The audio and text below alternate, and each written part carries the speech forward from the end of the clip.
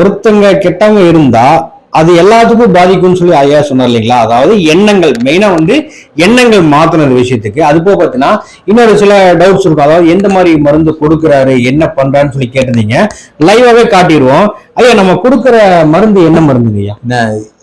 முதல்ல நான் இந்த மருத்துவத்தை கத்துக்கிட்டு இருக்கேன்ல, டாக்டர் எட்வர்ட் பாச் சொல்லாரு, மனிதனுடைய எண்ணங்கள் எதிர்மறை எண்ணங்களா இருக்கிறதை நேர்மறை எண்ணங்களாக மாற்றுறதுக்கு மாத்தின உடனே அந்த பிராண நஷ்டம் நின்று போயிடும். அதுக்காக அதை மாத்திரம் கொடுத்தாலே போதும் அப்படின்னு அவர் டெவலப் பண்ணியிருந்தாரு. அந்த மருத்துவ முறையை நான் கத்துக்கிட்டதுக்கு அப்புறம் பார்த்தேன், இந்த 38 மருந்து தான் உலகத்தில் உள்ள அத்தனை பேருக்கும். இந்த 38 மருந்து மாத்திரமே போதும். இவ்வளவு மருந்து இருந்தாலே போதும், 38 மருந்து இருந்தாலே போதும் அப்படின்னு அவர் கொடுத்துட்டாரு. சரி, எனக்கு அந்த மருந்துகளை கொடுத்து பாட்டு நல்ல ரிசல்ட் கிடைச்சதுக்கு அப்புறம் ஏன் நம்முடைய மலர்களில் உள்ள மருந்துகளையும் அந்த மாதிரி எடுத்து பார்க்க கூடாது? ஏன்னா அவர் முறையில ரொம்ப சிம்பிளா எடுக்கலாம், அது சைடு எஃபெக்ட் இல்லைன்னு சொல்லியிருந்தாரு.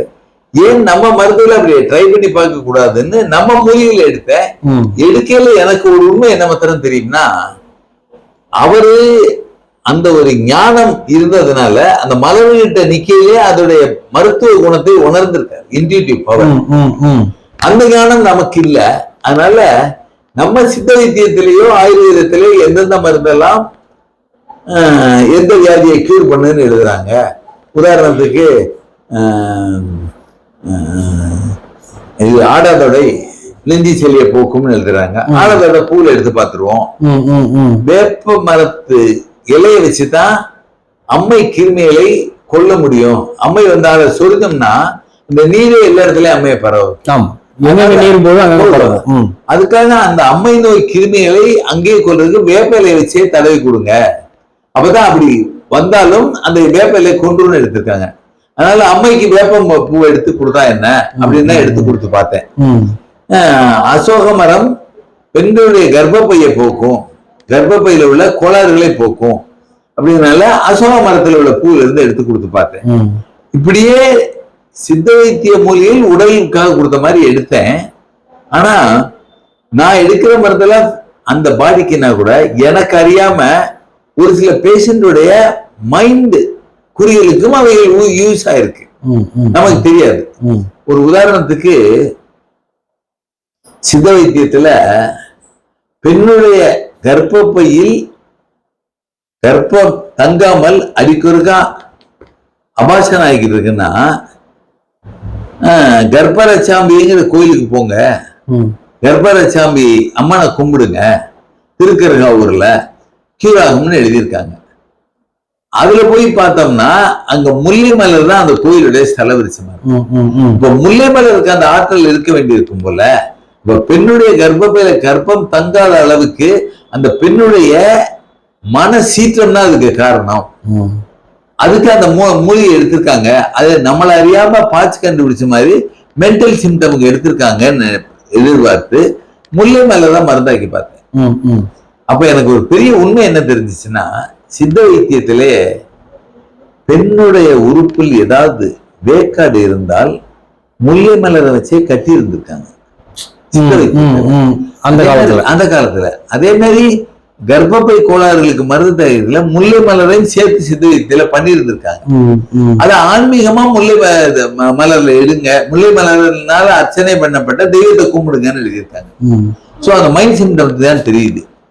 அது எடுத்து பார்த்ததுக்கு அப்புறம் தெரியுது, பெண்ணுடைய மன சீற்றங்களை தணிக்கக்கூடிய ஆற்றல் முல்லை மலர் இருக்கு.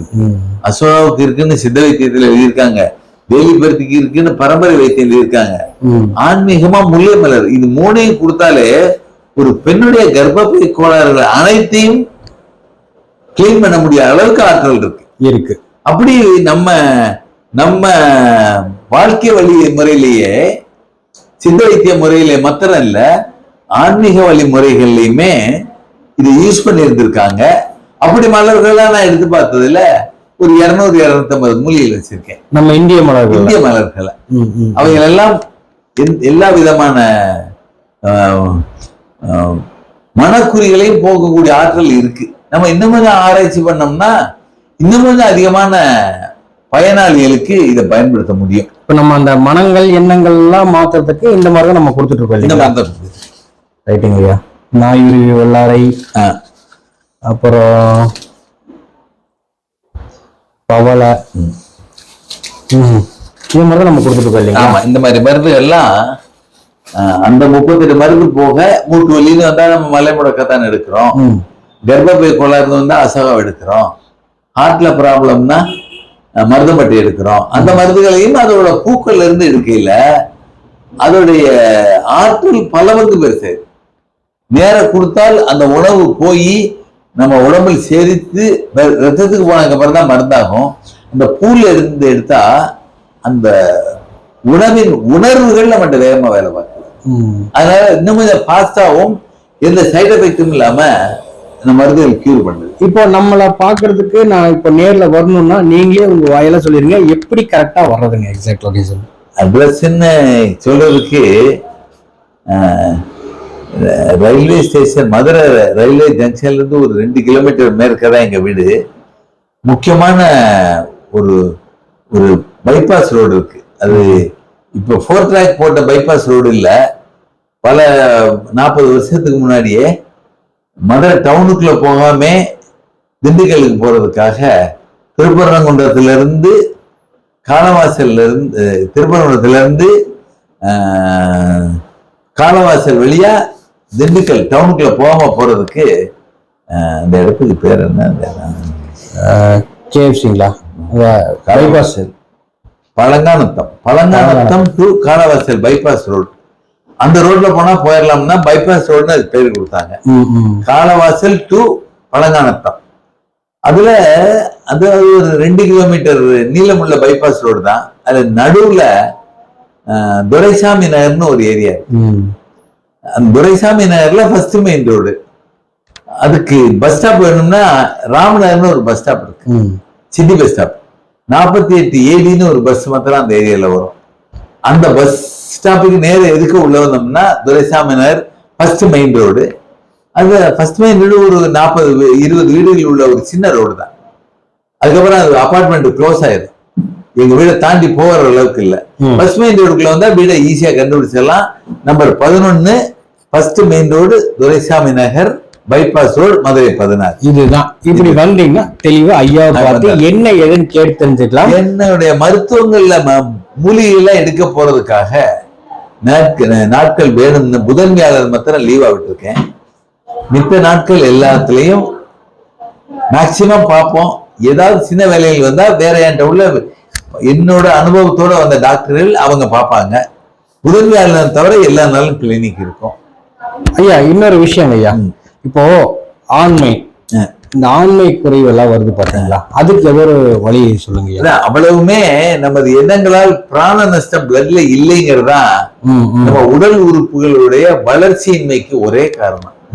அது கோபமா இருக்கலாம், பயமா இருக்கலாம், சந்தேக எண்ணமா இருக்கலாம், பொறாமை உணர்வு, இதெல்லாம் போயிட்டாலே இந்த சிஸ்டம் தன்னைத்தானே சுவாசிக்கிற பிராணவாயுல கரெக்ட் பண்ணி கெட்டுப்போன உறுப்புகளை எல்லாம் முழுமையடை செய்யும். மனிதனா பிறந்த எல்லாத்தையும், எல்லா ஆற்றலும், எல்லா தன்மையும் இருக்கு. அவரவர்கள் எதிர்மறை எண்ணங்களால் ஒவ்வொருத்தங்களும் தன்னுடைய பிராண நஷ்டத்தால் வியாதியோட வாழ்றோம். அது ஆண்மை குறைவுனாலும் சரி, குழந்தையின்மைனாலும் சரி, கர்ப்பப்பை கோளாறுன்னு சொன்னாலும் சரி, கருமுட்டைய வளர்ச்சி இல்லைனாலும் சரி, அந்த நாம் சாப்பிட்ட உணவிலிருந்து அதோடைய ஆற்றலை பெற பிராணவாயு இல்லைங்கிறதா தன வியாதிக்கு காரணம். இப்ப நம்ம பாக்குற மருத்துவ முறையில வந்து ஆண்மைக்கு ஏதாவது மருந்து இருக்குங்களா? இருக்கு. சித்த வைத்தியத்திலேயே அவங்க அஸ்வகந்தா இருக்கு. ஆனா அஸ்வகந்தாவை மாத்திரம் போட்டா சௌரியமா இருமான்னா, அஸ்வகந்தாவை போட்டா அது ரத்தத்தில் கலந்து உடலோட ஒட்டணுங்கிறதுக்கு ரத்தம் சுத்தமா இருக்கணும். ரத்தம் சுத்தமா இருக்கிறது என்ன அர்த்தமா, ரத்தத்துல பிராணவாயு அதிகமா இருக்கும். அது இருந்தா தான் நம்ம சாப்பிட்ட சாப்பாடை அப்சர்வ் பண்ணணும். கண்டிப்பா. நம்ம சித்த வைத்தியத்திலே 3 விதமான குணத்தை பண்ணியிருக்கோம். ஒண்ணு ரஜோகுணம், அது ரத்தம் அமிலத்தன்மையா இருந்தால் ராட்சச குணம், அது கார்பன் டை ஆக்சைடா இருக்கும். இன்னொன்னு ரத்தம் சத்துவ குணம், அமிலமும் இல்லாமல் காரமும் இல்லாமல் நியூட்ரலா இருக்கும். அதுல ஆக்சிஜன் கார்பன் டை ஆக்சைடு சமமா இருக்கும். இன்னொன்னு ஆக்சிஜன் லெவலே அதிகமா இருக்கும், கார்பன் டை ஆக்சைடு அது தமோ குணம் அது கொஞ்சம் ஸ்லோவா வேலை பார்க்கும் இல்லையே, கட்டாயம் வேலை பார்க்கும். ராட்சச குணம் எந்த நன்மையும் நம்ம கொண்டு வர்றதில்லை.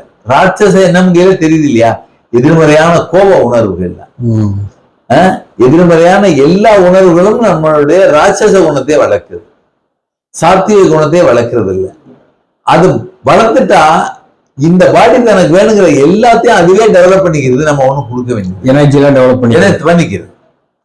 அது ஒரு பர்டிகுலர் மருந்துதான் போக வேண்டியது இல்லை. நம்ம எதிர்மறை குணம் மாறிட்டா சிஸ்டம் தன்னைத்தானே டெவலப் பண்ணிக்கிறது. அவ்வளவு ஆற்றல் அதுக்கு உண்டு. உங்களுக்கு வேணும்ன்ற பட்சத்துக்கு இல்ல ஏதோ ஒரு ஆலோசனை கேட்கணும் அப்படின்னா கீழே இவங்களுடைய நம்பர் கொடுத்துட்றேன், கான்டாக்ட் பண்ணிக்கங்க. தொடர்ந்து ஐயா கூட பேசுவோம். நன்றிங்க ஐயா. நன்றி, ரொம்ப நன்றி. உங்களுடைய சேவை பாராட்டு ஊதிய. நன்றிங்க.